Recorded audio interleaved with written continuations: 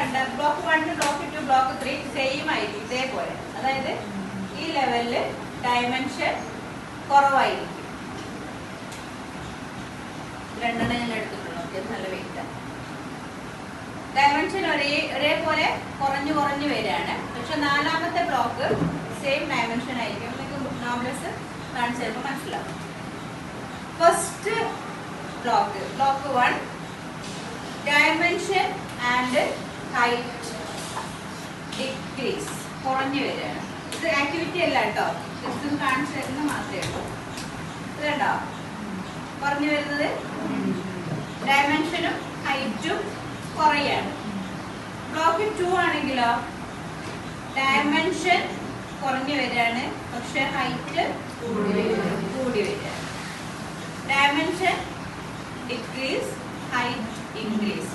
മൂന്നാമത്തെ block dimension decrease, dimension കുറയും, same height ആയിരിക്കും. നാലാമത്തെ ബ്ലോക്ക് ഒരേ ഡയമെൻഷൻ ആയിരിക്കും, ഹൈറ്റ് കുറഞ്ഞോ കൂടിയോ ഇരിക്കും. ഇങ്ങനെയാണ് ബ്ലോക്ക് 4 ഉള്ളത്.